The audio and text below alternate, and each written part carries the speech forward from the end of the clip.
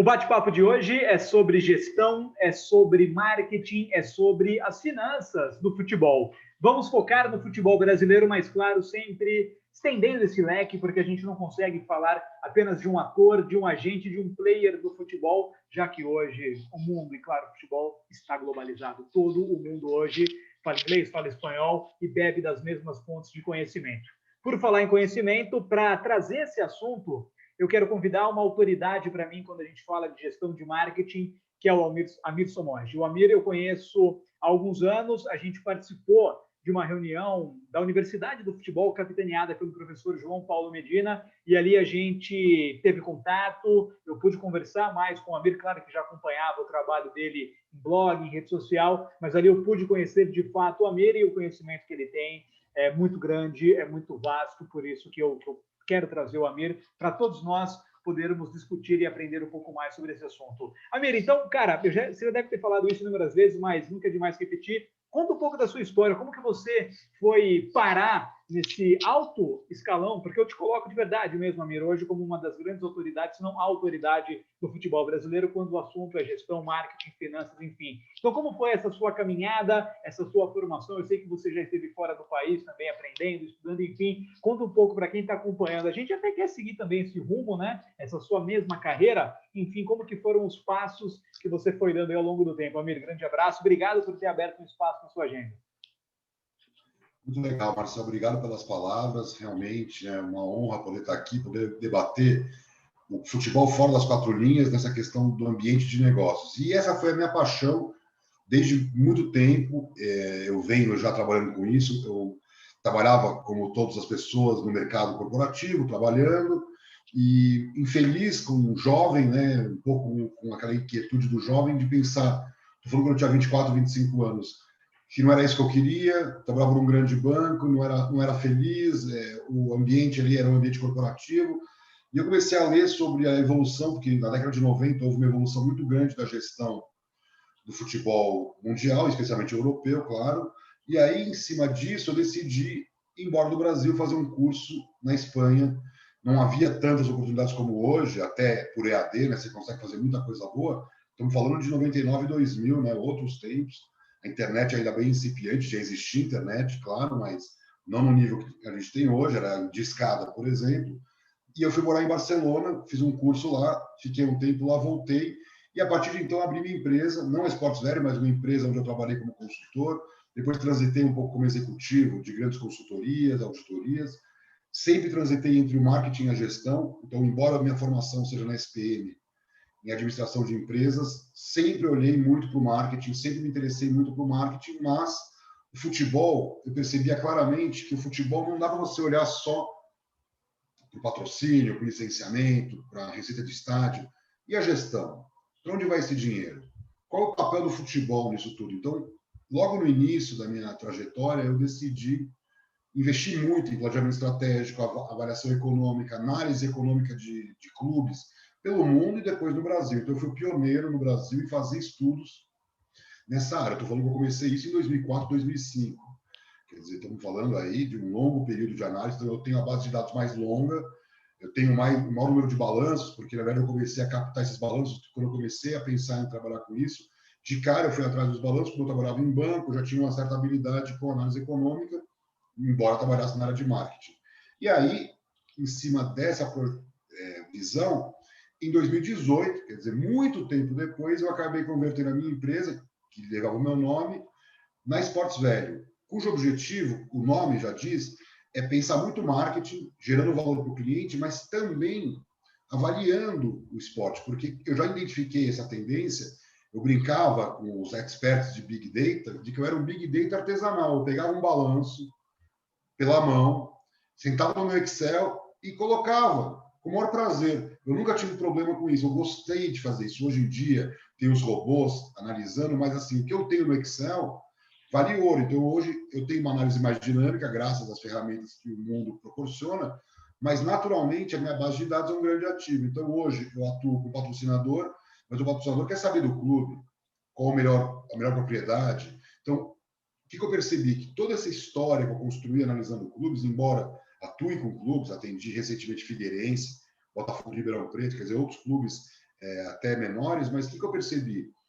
A disrupção dos projetos de marketing, infelizmente, não virão do Flamengo, do Corinthians e do Palmeiras, como aconteceu na Europa, com Barcelona, Real Madrid, Manchester United, Manchester City, PSG. Infelizmente, o nível de desenvolvimento do negócio futebol, modelo de negócio futebol, não permite grandes inovações. Então, podemos falar sobre vários aspectos, do sócio torcedor aos patrocínios, aos direitos de transmissão, tudo é muito limitado, é uma visão muito rasa do potencial do negócio e da forma de fazer negócios com o futebol no Brasil. Então, eu percebi que o patrocinador, esse sim, pode fazer uma mudança, porque com a LGPD, que é essa Lei Geral de Proteção de Dados, com a saída dos grandes patrocinadores, por exemplo, dos grandes clubes, você fica pensando, nossa, uma marca poderia criar um projeto proprietário, ter acesso direto a esses dados, conversar com esse torcedor de futebol, promovendo entretenimento sem patrocinar um clube, economizando 10 milhões, 15 milhões e gastando 1 milhão. E sendo muito mais eficiente, adaptando aos dias de hoje. Então, o que eu tenho olhado? Que o meu conhecimento dos clubes, eu consigo entender os 30 maiores clubes do Brasil num clique hoje. Finanças, marketing, gestão, mas isso não é bom para o clube, porque o clube não dá esse valor, mas o patrocinador muito. Então, hoje o patrocinador quer saber qual é a diferença do Flamengo para o Corinthians, para o Palmeiras, para o São Paulo, para o Vasco, para o Cruzeiro. Então, cada um é de um jeito. Cada clube tem a sua atuação mercadológica. Então, dá para você identificar em digital hoje vários movimentos. Então, eu fui migrando. Eu sempre fui do marketing. Fiquei 10 anos muito no ambiente financeiro e de planejamento estratégico, business plan. E a Sports Value é o resultado disso. Então, de 2018 para cá, eu consigo transitar, eu brinco, em reuniões com o CMO, que é o homem do marketing, e o CFO, que é o homem das finanças. Eu consigo não passar vergonha, entre aspas, em nenhuma das duas reuniões. Quer dizer, a empresa tem solidez para atender clientes do marketing, que é meu grande objetivo, que eu vejo o marketing com um grande potencial de desenvolvimento no Brasil, mas também Figueirense foi um projeto de valuation, por exemplo. Quer dizer, o clube me contratou pelo meu aspecto mais financeiro, gestão, estratégia, do que... Mas lá eu coloquei toda uma visão de marketing que eu acho que o clube deveria ter. Só para dar um exemplo de como as áreas estão interligadas. O Figueirense, por exemplo, está numa cidade em que, infelizmente, para os clubes lá de Florianópolis, Avaí e Figueirense, não é o principal polo econômico da região. Quer dizer, hoje, Joinville, por exemplo, é mais rica do que Florianópolis, que é um caso muito sui generis. É muito difícil que isso aconteça. Em Florianópolis aconteceu. Então, o que eles têm que fazer? Eles têm que interiorizar o seu negócio.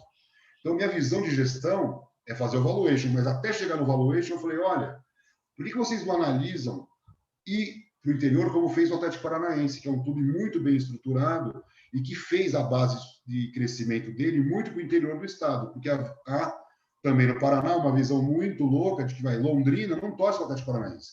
O pessoal de Londrina vai torcer para o Corinthians, para o São Paulo, exatamente como acontece, por exemplo, no Sul, essa super influência dos grandes clubes. Então, o que o Figueirense tem que fazer? Uma micro-influência. Então, só um exemplo de como eu mostrei com dados como ele deve construir a reconstrução, né, da sua estratégia de marketing, mas olhando para o valuation. Então, é muito interessante, porque a conclusão que eu cheguei depois de criar a Sports Value, eu não tinha planejado isso, é que as áreas estão interligadas. Quando você vai falar hoje em marketing, sem governança, sem compliance, sem boa gestão, sem transparência, você não consegue vender patrocínio. Então, cada vez mais, a boa administração é que vai gerar resultados de marketing, não apenas um insight ou uma ideia criativa. Ô, Amir, essa sua fala ela é muito rica, porque você acabou resvalando em vários pontos que são importantes, são fundamentais. E você fez um estudo agora, a gente está gravando esse material no dia 19 de fevereiro de 2021, e você fez um estudo dos 30 maiores clubes do Brasil. Eu estou deixando o link aqui na descrição, desse material em vídeo, desse material em áudio, para quem quiser acompanhar. Então, eu queria uma análise agora, Amir, de você, desses números, pelo seguinte, eu quero partir de um ponto que para mim é fundamental, que é o seguinte, Amir, os clubes aqui são políticos. Os clubes aqui são extremamente políticos. Você tem o Red Bull Bragantino, que é um caso à parte, você tem talvez um Atlético Paranaense com o Petralha, mas não deixa de ter um viés político também por trás. Então eu queria englobar todos os elementos, como você acabou de citar, está tudo interligado. Eu não consigo falar de match day, depois da pandemia, evidente, isso vai passar uma hora, vai passar. Não consigo falar de match day sem falar do marketing, sem falar do patrocínio, do direito de transmissão, do digital, enfim, de tudo isso ao mesmo tempo. Como trabalhar, Amir, nesse cenário, nesse ambiente, nesse ecossistema do futebol brasileiro, que está enraizado em um viés político? Pois é, essa é a grande questão, porque são entidades sem fins lucrativos, que não são empresas, tirando casos isolados, como é o caso da Red Bull, mas aí é um outro formato, é uma empresa onde o torcedor não vai poder participar como acionista, então é um modelo não democrático, é um modelo que é o comum da Europa. Hoje o Manchester City é igual ao Red Bull, uma empresa de capital fechado, acabou. Então, qual é a grande dimensão dessa questão? E essa discussão que eu fiz nesse estudo do valuation, da avaliação econômica dos 30 clubes brasileiros. Qual é a grande questão? Que independente se o clube pode receber aporte ou não, é possível calcular o seu valor. Quer dizer, o Barcelona também não pode ser comprado, mas a Forbes, a KPMG, conseguem chegar no valor do Barcelona e do Real Madrid como dos outros clubes. Então, o que eu quis botar na discussão, e eu vou fazer esse estudo todos os anos, e com a pandemia, infelizmente, os números vão cair em relação a 2019, né? Claro, por conta da queda de receitas e de outros fatores como aumento de endividamento. Então, tem várias questões aí envolvidas, mas claro que a clara questão do estudo era avaliar quanto vale o futebol brasileiro, porque uma coisa é faturamento. Os clubes faturam mais ou menos um pouco mais de 6 bilhões de reais. Vai cair uns 30% por conta da pandemia. Já é um desastre. Mas e o valor? E se eu quisesse comprar o Flamengo? E se eu quisesse comprar o Corinthians? Quanto sairia? Isso é possível calcular. Então, nós temos uma metodologia que foi aplicada no Botafogo e Ribeirão Preto, que foi aplicada no Figueirense, muito antes de publicar o estudo, já tinha uma metodologia que é adaptada ao mercado do futebol. Por quê? Os modelos de valuation de empresa, normalmente, são método de fluxo de caixa descontado. Em geral, você pega qual é o fluxo de caixa, receitas, despesas, lucro. E você calcula quanto vale essa companhia. Isso é muito comum, isso é muito fácil. Agora, vamos lá. Botafogo, Cruzeiro, mesmo o Flamengo, o Corinthians, que estão quebrados, no caso do Flamengo, mas de outros clubes, que estão quebrados financeiramente, eles não valem nada? Valem. Então, o método de fluxo de caixa descontado não é aplicável a clubes de futebol, mesmo na Europa. O Barcelona fechou com 97 milhões de prejuízo. O PSG, 300 milhões de prejuízo por causa da pandemia. 300 milhões de prejuízo. Mas o PSG vale muito por conta de tudo que ele representa. Então, não dá para a gente fazer uma análise, infelizmente, do mercado empresarial no futebol, quando, por exemplo, 20 jogadores consomem 300 milhões de euros em salários. Então, não é comum numa empresa 20 profissionais consumirem 300 milhões de euros em salários. Então, essas ponderações feitas, o modelo que a Forbes faz é facilmente aplicável ao Brasil. Então, o que eu fiz? Eu fiz um modelo brasileiro, testado, com uma metodologia muito sólida, próxima às grandes consultorias, e o caso da Forbes, que é muito conhecida do mercado americano. Então, você analisa o que tem de ativo, quer dizer, estádio, CT, infraestruturas, banco, né, dinheiro em caixa, valor da marca, que tem uma metodologia também de avaliação de marca, os jogadores, e aí eu usei o valor do transfer market, que é superior ao que está no balanço, então eu desconsiderei os valores de ativo e jogador e usei o transfer market e categoria de base dos próprios clubes. E, finalmente, os direitos esportivos, que assim, mesmo que um clube não tenha nada, não fature. Vou dar um exemplo. O Red Bull comprou o Bragantino. O Bragantino era um clube que faturava nada, que devia e não tinha grandes receitas. Só que o Bragantino tinha um grande diferencial. Ele jogava as competições de primeira divisão do Paulista, de Série B do Brasileiro. Isso vale dinheiro. Então, a conta está muito ligado também ao registro nas federações. Então, isso está provado, inclusive, em compras que foram feitas ao longo da história, como, por exemplo, o Audax. Quando foi vendido pelo valor que ele recebia da TV. Então, o valor, muitas vezes, da TV é maior do que a receita, com patrocínio, com marketing, os ativos, os jogadores, muitas vezes, são terceirizados. Então, tem várias questões que o futebol representa, mas você consegue chegar. Então, por exemplo, o que nós chegamos aqui? A 25,1 bilhões de reais o valor dos top 30 clubes, sendo 8 bi nos ativos, 7,5 bi em jogadores, 7,1 bilhões de marca e 2,6 bilhões dos registros das federações e da CBF por participar das competições. Finalmente, resumindo, isso dá mais ou menos, né, a câmbio de fechamento do ano de 2020, 5 bilhões de dólares. 5 bilhões de dólares equivale a menos do que o Dallas Cowboys, clube mais valioso dos Estados Unidos. Um pouquinho mais do que o Real Madrid, clube mais valioso da Europa. Então, como é possível que todos os nossos clubes mais importantes somados valham menos do que um clube europeu? Ah, mas é normal. Não, não é normal.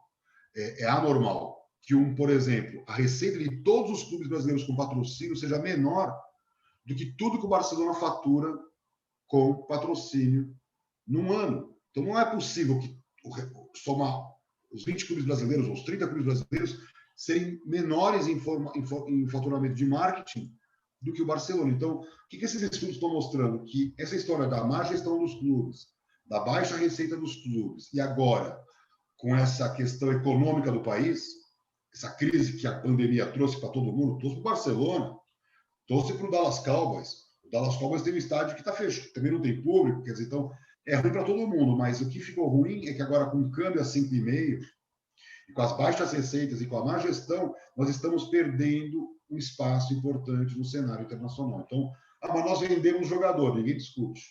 Mas o jogador é uma parte pequena da indústria. Só para o pessoal entender, a venda de jogadores no mundo movimenta mais ou menos 7 bilhões de dólares. A indústria de consumo de futebol movimenta 330 bilhões de dólares. Em TV, patrocínio, licenciamento. Então, nós não estamos fazendo o jogo certo. A indústria que vale não é a de venda de atletas. A indústria que vale é do consumo do entretenimento. Então, nós vamos ter que repensar o modelo para crescer, ou não. Ou ficar cada vez mais marginal na indústria, cada vez menos relevante em termos econômicos, e isso é uma realidade da gente ser cada vez menos relevante globalmente, o que é uma pena, sendo nós o mercado um dos mais representativos de futebol do planeta. Ô, Amir, então, aonde que está, na sua visão, o pulo do gato? Quando você fala que não é normal, e reconhecendo e admitindo as diferenças de economias dos países, né, a gente pontua isso, mas mesmo assim não é normal. Claro que cada caso é um caso. A gente, no estudo, tem o Flamengo, mas tem a Ponte Preta ali também. São os 30 clubes maiores. Cada caso é um caso particular, ok. Mas, a grosso modo, aonde que está, Amir? É direito de transmissão? É marketing? Claro que é tudo, mas assim, de maneira pontual, aonde você acha que de maneira específica daria para atacar, e não digo equiparar, mas chegar mais próximo do que se faz lá fora?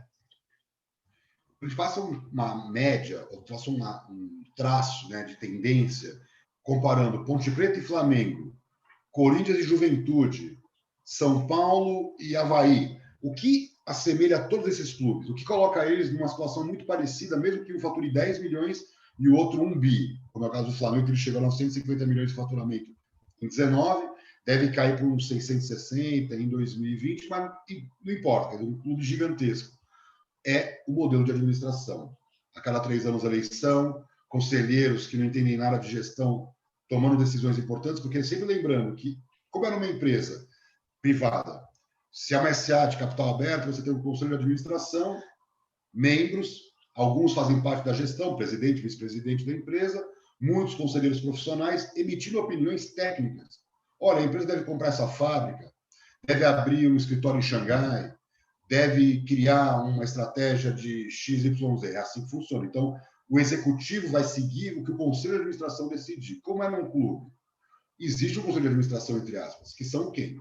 Os nossos sócios eleitos como conselheiros do clube. Então, eles têm que ir lá e dizer, vai construir um estádio, vai contratar um jogador. Então, quando passa um volume de dinheiro que não pode mais ser decidido pela gestão, vai-se para o conselho de administração. O clube tem o seu, que são os conselheiros sem a menor capacidade técnica para tomar decisão. Então, por exemplo, a construção de um estádio, ou a contratação de um jogador que pode impactar. Exemplo, um jogador pode custar 100 milhões de reais entre contratação, salários, luvas, bônus, 100 milhões em 5 anos. Isso é mais que uma fábrica. Custa menos montar uma fábrica. Então, esse é o grande problema. As decisões, vamos dar um exemplo. O Flamengo tem uma boa gestão. Tem, mas ele também é influenciado pela política interna. Vamos lá, o Domenech, baita de um treinador, foi demitido, vai custar 15 milhões para o clube. Eu falei numa live recente. 15 milhões poderiam ter sido investidos na contratação do Ibrahimovic. Então, vou lá, Ibrahimovic, por que você não vem para o Flamengo encerrar sua carreira no Rio de Janeiro? Botar dinheiro na mesa, ele vem. Mas aí o clube demitiu o técnico, vai pegar esse dinheiro para fazer o quê? Pagar a rescisão contratual desse técnico. Então, o que faz o futebol brasileiro? Pelo fígado, vai administrando um negócio bilionário. O que acontece? O patrocinador não gosta disso. Então, Fiat já patrocinou grandes clubes, LG já patrocinou grandes clubes, Samsung, Coca-Cola, nenhuma delas mais quer os clubes. Não querem. Não querem não porque é caro, porque não dá valor, porque não passa pelo compliance, porque tem esse extra-campo. Então, ninguém discute que o futebol brasileiro tem valor dentro de campo. Mas todo mundo discute as polêmicas, dirigente na televisão falando besteira, muitas vezes tem questão de sexismo, misoginia, homofobia. E não estamos falando de clubes pequenos, de clubes gigantes. Dirigente falastrão que vai na televisão e fala. Então, não adianta. Ah, mas o Flamengo é um bom modelo. Não, não é um bom modelo, porque demitir um técnico e pagar 15 milhões de rescisão porque não está ganhando, e ninguém está discutindo. Disseram que os jogadores não entendiam o que o catalão falava. Então, por que contratou um cara que não fala português? Seu clube não está preparado. Né? Então, se essa é a justificativa, porque ele não conseguiu se comunicar, né? Então, por que contratou? O Luxemburgo foi para o Real Madrid e também foi demitido por causa disso. Por que contratou? O Real Madrid também comete erros. Ninguém está dizendo que há perfeição, mas comete-se menos erros e se faz mais acertos. Então, o que eu acho? O patrocínio vai crescer com a boa administração. Precisa virar empresa? Não. O Flamengo, quando mostrou uma boa gestão, canalizou muito investimento. Vamos dar um exemplo. Flamengo com boa gestão, transparência, bons números. Aí a Jeep, por exemplo, ia abrir uma fábrica em Volta Redonda, falou, não, se eu tenho que abrir uma fábrica, acho que vale a pena investir no futebol, vou colocar a minha marca no Flamengo. Então, tem uma relação direta entre boa administração, boa prestação de contas, boa transparência e captação de novos recursos, diretamente com o patrocínio ou diretamente com o torcedor. Então, de novo, o Flamengo. O Flamengo quebrou a relação com a torcida com aquela história do Maicujo, que resolveu cobrar no meio, mas até aquele momento, o Flamengo era um time muito bem quisto pela sua torcida. Então, a torcida apoiando, mantendo o seu torcedor em dia, mesmo com a pandemia. Então, o que eu quero mostrar é que as coisas estão interligadas. Mas a disrupção de marketing, a criatividade do marketing, independe da situação financeira do clube. Ter uma ideia genial, colocar para rodar uma boa estratégia, independe muitas vezes se o clube está devendo, não está devendo. Mas, para você ter o que o Barcelona tem, o Arraco tem, que a Arraco tem um patrocinador de camisa, entre aspas, mas ele é um parceiro técnico, ele desenvolveu o OTT do clube, o Barça Studio, quer dizer, outras questões foram criadas. Aí depende muito de uma visão mais empresarial da gestão. Então, o que eu mais escuto hoje de estrangeiros, de brasileiros que moram no exterior, que veem o futebol brasileiro cada vez com mais problemas para captar recursos, no exterior inclusive, é o arcabouço jurídico. Então, não ter como você negociar com uma empresa, que daqui a 3 anos vai estar o mesmo executivo lá, como é no mundo empresarial, e não, putz, vai depender das eleições, se o time ganhar, se não for rebaixado, quer dizer, tem tantos elementos esportivos na administração do futebol brasileiro que fica difícil você angariar recursos. Por exemplo, os clubes brasileiros em licenciamento, eles são incipientes. Mas o licenciamento, ele não para de crescer. A Disney ganha com licenciamento, a Netflix ganha com licenciamento, a Amazon ganha com licenciamento, todo mundo está fazendo licenciamento. A Coca-Cola, tipo, a Coca-Cola já percebeu, tem um grupo de pessoas que já não tomam Coca-Cola, mas usaria a roupa da Coca-Cola, ou o tênis da Coca-Cola. Então, o que ele faz? Vai criando linhas de negócio adicionais ao seu mercado, porque putz, o cara não toma refrigerante, então tem que comprar chá. O cara não toma refrigerante, tem que comprar água, comprar suco. Os clubes não estão fazendo isso. Então, o garoto não gosta de futebol, nem torce para o Corinthians. O que o Corinthians está fazendo para se relacionar com esse garoto de 12 anos? Ele nega essa realidade. Todos os estudos mostram que os garotos de 12, 14, 16 anos não querem mais saber de clubes brasileiros. Aí a pergunta é, o que seu clube está fazendo? Porque o que esse garoto fala? Eu não gosto de sexismo, eu não gosto de misoginia, eu não gosto de racismo. Você não pode mais conviver com isso. Então, o que eles estão falando? O futebol é monótono, eu quero ver highlights e eu quero valores éticos. Você não está dando isso para eles, nem o Flamengo. Então, vamos dar um exemplo. O Flamengo, estou falando do Flamengo, porque o Flamengo, na minha opinião, é um baita modelo de mudança de patamar, de gestão, mas que vem cometendo erros no dia a dia, na operação, de construção de identidade. Esses apoios, eu estou aqui sem falar de política, mas esse apoio irrestrito ao Bolsonaro, como o Andrés fez para o Corinthians, foi um clube que foi taxado. Vamos supor, eu odeio, pensando eu não sou corintiano, eu sou corintiano e odeio o Lula. Tenho que conviver com essa constante, porque o meu presidente quis, quer dizer, isso não é empresa. As empresas atuam para atender a todos os elementos da sociedade. Ao mesmo tempo, o caso do Bolsonaro com o Palmeiras, quer dizer, o Palmeiras está marcado, eu fui fazer uma pesquisa para um cliente, eu não achava uma foto do Palmeiras campeão em 2018 sem o Bolsonaro junto. Eu não vou pôr uma foto do Bolsonaro. O que eu fiz? Eu coloquei uma outra foto, mas não levantando a taça. O Palmeiras não tem uma foto da taça sendo erguida sem o Bolsonaro junto. Isso não é bom para a marca do clube. Ah, mas o Bolsonaro é quisto por uma parte da torcida e por uma parte é odiado. Então, você não está gerindo o clube de acordo com os moldes empresariais. O Itaú não faz esse tipo de coisa. O Itaú defende o ativismo, trabalha as questões sociais, mas ele não vai ter uma imagem como presidente da República porque isso interfere no seu desempenho das ações na Bolsa, em outras questões de compliance que ele tem que seguir. Então, o que eu vejo claramente? Os clubes estão isolados da sociedade. A sociedade está evoluindo e os clubes estão arcaicos. E, para piorar, o torcedor radical, o torcedor raiz, esse cara que não gosta de ser chamado de consumidor, e podemos discutir isso, esse torcedor é cada vez mais minoria no Brasil. Ele é ruidoso, ele parece importante, ele é só torcedor, ele quer o futebol raiz, mas ele representa uma parcela ínfima do total de torcedores. Eu fiz um estudo comprovando isso. O sócio-torcedor no Brasil, mais ou menos, são 700 mil pessoas. Isso representa menos de 0,5% da base de torcedores do futebol brasileiro. Menos de 0,5%. Nós estamos administrando o mercado para 0,5% e deixando 99,5% fora. Te dou um exemplo. O cara em Amazonas, o cara no Manaus, em Belém, Pará. O cara nunca vai ao Maracanã. Nunca vai ser sócio-torcedor. Ele tem muito mais torcedores lá do que no Rio de Janeiro. Então, esse é o grande desafio, e é enorme, porque nós temos clubes mal administrados, tendo que ter uma visão empresarial, corporativa, para abordar todas essas questões. Então, é muito complicado, mas eu vejo que, cedo ou tarde, os clubes vão acordar e vão entender que esse modelo arcaico político é o seu maior mal para o seu desenvolvimento comercial. Ô, Amir, tem uma questão que eu já fiz para várias pessoas do futebol e eu queria ter a sua análise, o seu ponto de vista dentro de todo esse combo que você tem de informação com gestão, marketing e finanças. Pelo seguinte, eu falei, hoje é dia 19 de fevereiro, o Internacional pode ser campeão brasileiro. Se ele for, vai ser o primeiro time fora da região sudeste a ganhar o campeonato de pontos corridos. De 2003 para cá, apenas times da região sudeste ganharam pontos corridos. No Rio, Flamengo e Fluminense, os dois de Minas Gerais, o Cruzeiro, né? O Atlético Mineiro não ganha de 71, o Cruzeiro e os 4 de São Paulo. Palmeiras, Corinthians, São Paulo e Santos. Pessoas da parte física falam, poxa, mas o Sport Recife, ele viaja muito mais do que o São Paulo. A Série A 2020, ela tem 5 times de São Paulo.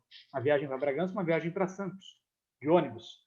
Né? O Sport viaja muito mais. Grêmio e Inter também viajam muito mais, porque estão no sul do país, né?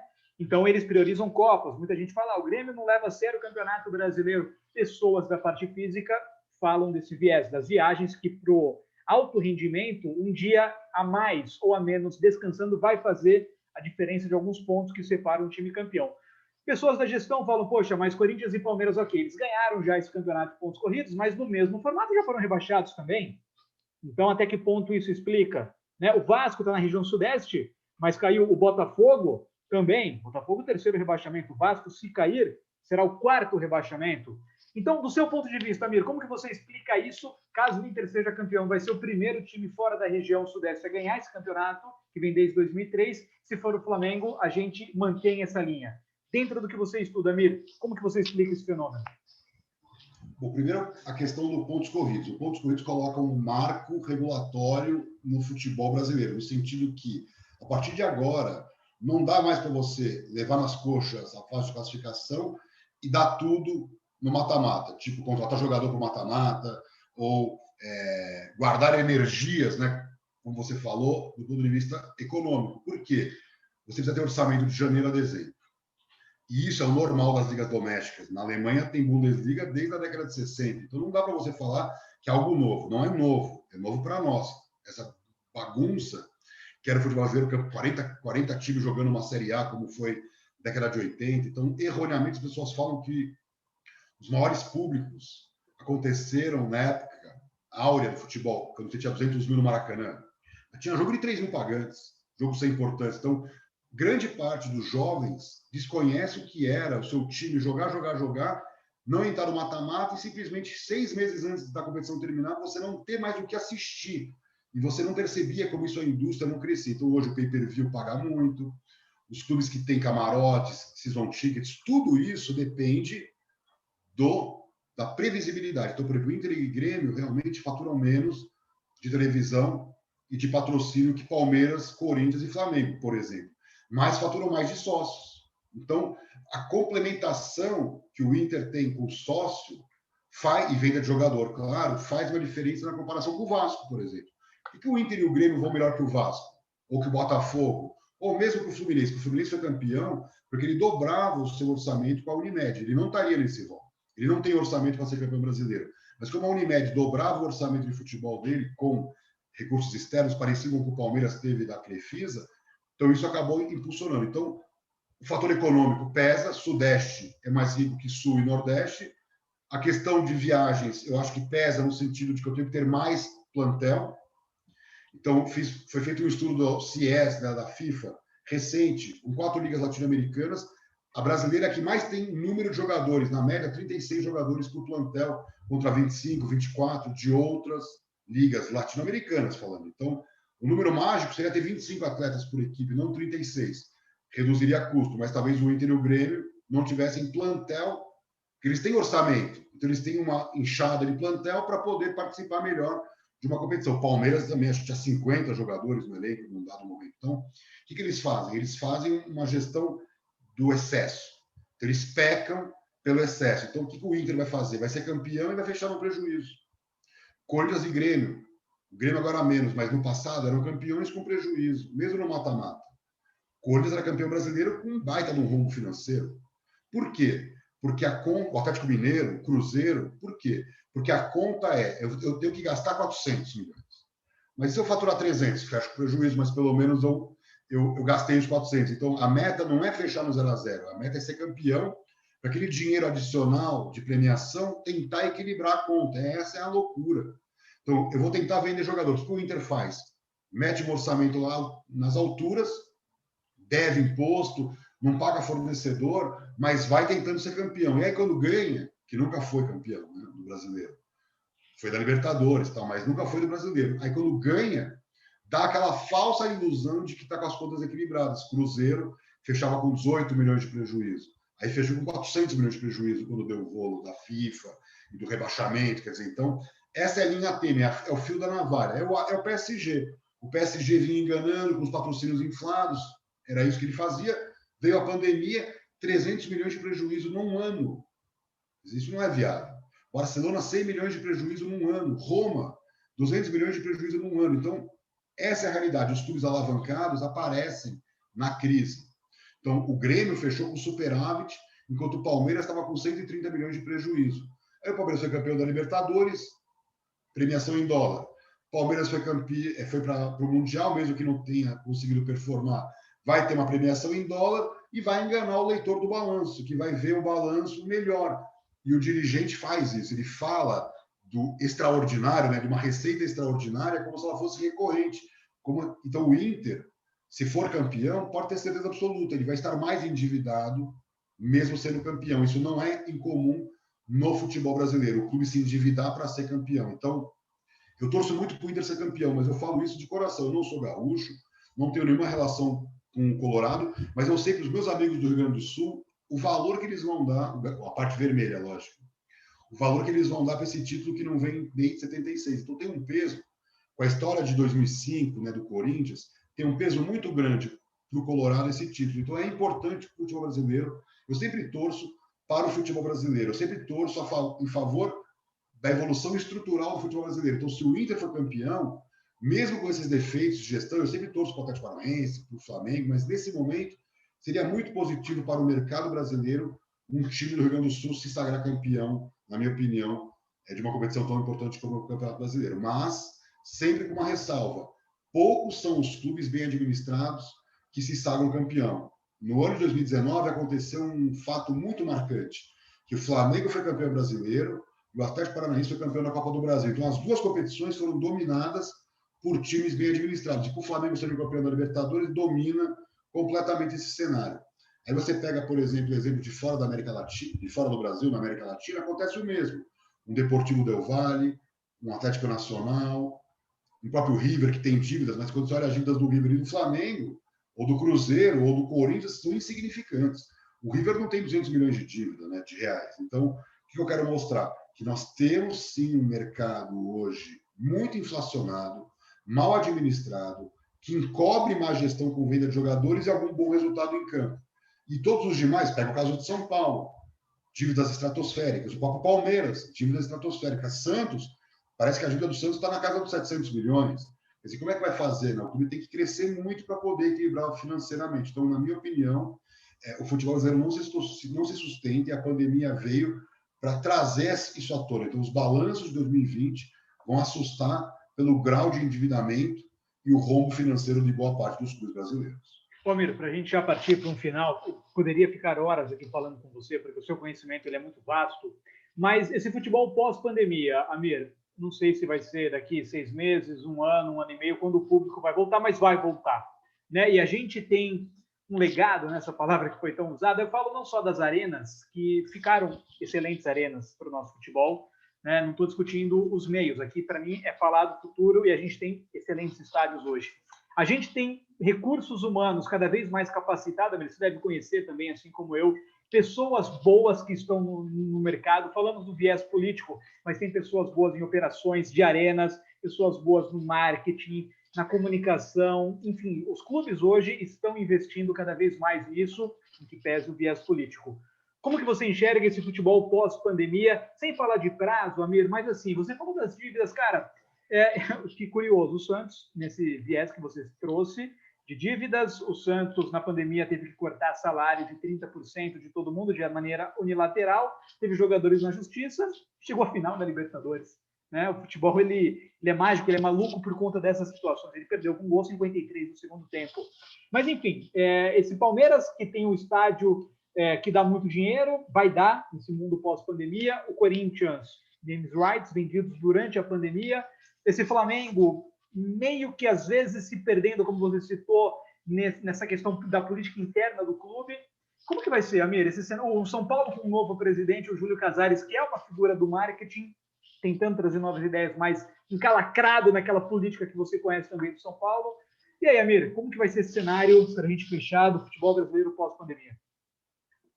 Bom, a questão da pandemia, temos que falar o seguinte: nós já antecipamos isso, fomos os primeiros a antecipar lá, analisando os números de 2019, com os números que estavam surgindo na Europa e com os primeiros balancetes do Brasil, de que vai ter uma volta ao passado, quer dizer, em termos de faturamento, num nível sem precedentes na história do futebol brasileiro, como aconteceu na Europa também. Então, assim, a queda de receita de 2019 para 2020 pode ser de até 2,5 bi. Foi o número mais alto que nós chegamos. Entre 1,9 no mínimo, quer dizer, então nós estamos falando que pelo menos 1,8, 1,9 a gente vai perder e podendo perder até 2,5 num ano. Quer dizer, então um rombo sem precedentes, são bilhões de prejuízo. A Deloitte calcula na Europa que o prejuízo esse ano, de 2020, vai chegar a 2 bilhões. Quer dizer, se só o PSG foi 300 milhões, se o Barcelona foi 100, quer dizer, estamos falando que o Real Madrid ficou no 0-0, hein? O Real Madrid ficou no 0-0 e o Barcelona ficou com 100 milhões de prejuízo. Então, o que está acontecendo com a pandemia? Está escancarando o rombo financeiro dos mal administrados. Por quê? Cairá a match day aqui. Só o match day no Brasil é 1 bi ano. 1 bi que nós vamos perder entre sócio torcedor e bilheteria. Não vai perder tudo, mas vai perder uma grande parte. Televisão teve um descasamento de fluxo de caixa com a questão do pay-per-view que a Globo parou de pagar. Por exemplo, alguns clubes vão perder 20, 30 milhões só num ano por conta disso de TV. Patrocínios que, por mais que o Corinthians tenha assinado a Neoquímica, e nós vamos discutir como é que fechou um contrato desse tamanho, com todo esse problema político, agora está com naming rights e está com patrocínio de camisa. Então, o Corinthians é sempre meio nebuloso, nunca é uma coisa muito clara. Né? O Corinthians consegue coisas inacreditáveis nos 92 do segundo tempo, quando está todo mundo indo embora, de repente ele faz um milagre. Me parece estranho, mas assim, vamos considerar que isso é um ponto fora da curva. Né? Crefisa no Palmeiras. Eu fiz uma análise para um banco, a Crefisa não tem condição de gastar o que ela gasta. Ela gasta muito acima das suas capacidades. Ah, mas cresceu. Ela não pode gastar o que ela gasta, nem comprando na Globo, que ela compra, ela não pode. Ela não tem orçamento suficiente para isso, mas ela faz.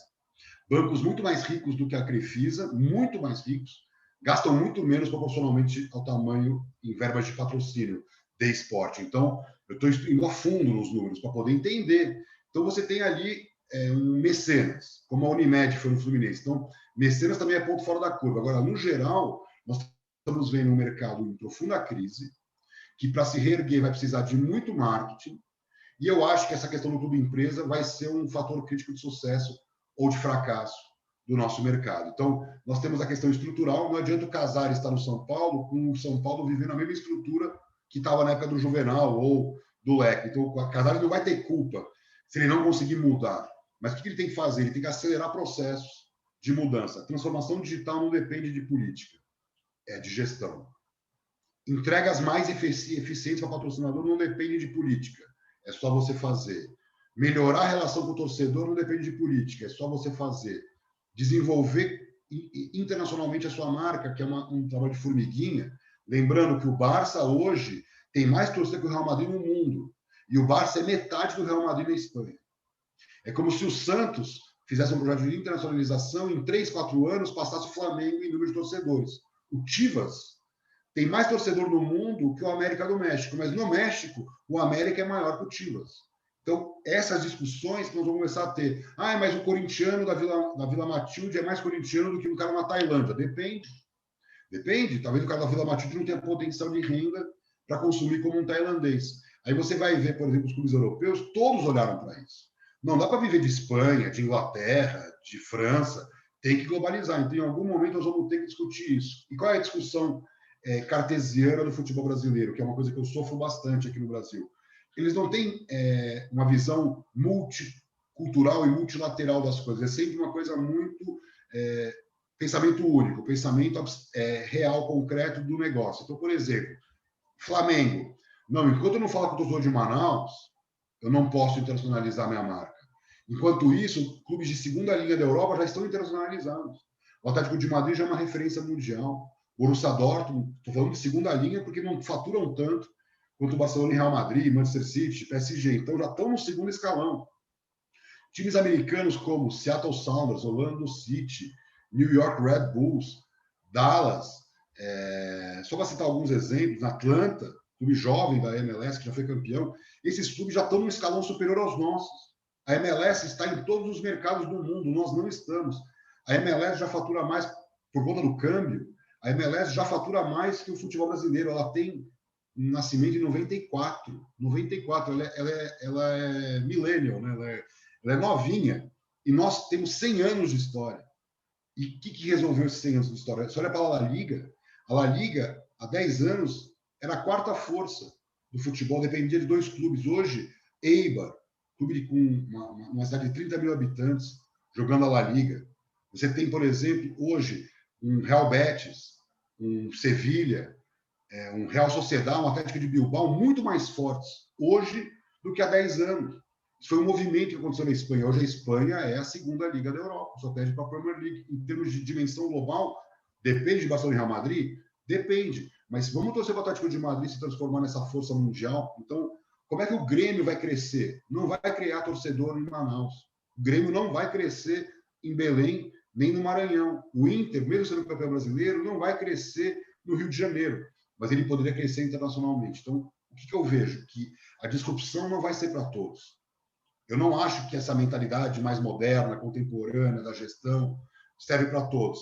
Assim como nos patrocínios, eu falo também, nem todos os patrocinadores nasceram para ser Heineken, mas alguns podem se inspirar na Red Bull, numa Heineken, numa Budweiser, né, nessas grandes marcas, numa Emirates, Adidas, Nike. Eu já citei um monte aqui. Vamos estudar essas empresas, por que elas estão voando no marketing esportivo e ver como que eu, clube, posso me espelhar nesse modelo de geração de conteúdo, de amor ao esporte e trazer isso para o torcedor. Porque qual é o meu medo?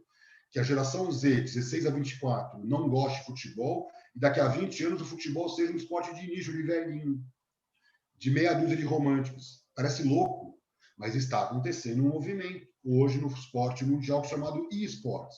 O cara gosta de LOL, ele não vê futebol. E aí, como é que você vai falar com essa geração? Quando tiverem 30 anos, eles não vão consumir. Então, o que as marcas estão fazendo? Transitando pela paixão das pessoas. Se o cara gosta de surf, vou falar pelo surf. Se o cara gosta de esportes, vou falar pelo esporte. Ah, tem um pedacinho aqui que não gosta de futebol. O clube não está lá ocupando esse espaço. Então, a mensagem que fica para mim, né, de tudo isso é que o mundo mudou muito rapidamente nesse um ano. E os clubes acharam que vão poder ficar colocando marca na camisa, placa de campo, backdrop, e a marca está indo para a música, está indo para o entretenimento, está indo para o digital e está indo especialmente para os esportes. Estudo da Nielsen mostrou que os esportes vão canalizar uma parte importante dos patrocínios esportivos até 2023. 2023 é amanhã. Nós estamos em 2021. Quer dizer, 2023 é amanhã e vai crescer muito esse patrocínio nos esportes. E não adianta montar um time de esporte para ser campeão do LoL. Não é isso. É a comunidade que você vai criar em torno da sua marca no mercado de esportes, que vai crescer num ritmo gigantesco nos próximos anos. Então, quem não estiver falando com o garoto hoje, não vai ter o consumidor do amanhã. Perfeito. Amir, muito obrigado. Eu acho que deu para a gente entender bastante. Podia falar de N outros assuntos, né? Já vamos marcar uma próxima, porque, cara, é muito bacana. Convido todo mundo a seguir o Amir nas redes sociais. Estou deixando o link desse último estudo dele. O Amir tem sempre muita informação, ele não fala nada por achismo, por isso que eu acredito, Amir, que você tenha um papel fundamental nesse novo futebol. Né? Por isso que toda vez que a gente puder conversar e eu puder, nas minhas plataformas, trazer você, eu vou fazer isso, Amir. Então, obrigado, espero que você tenha gostado e já fica o convite aí permanente para uma próxima oportunidade. Valeu, Marcel, que eu agradeço. Obrigado pelas palavras e pode contar comigo sempre. Valeu.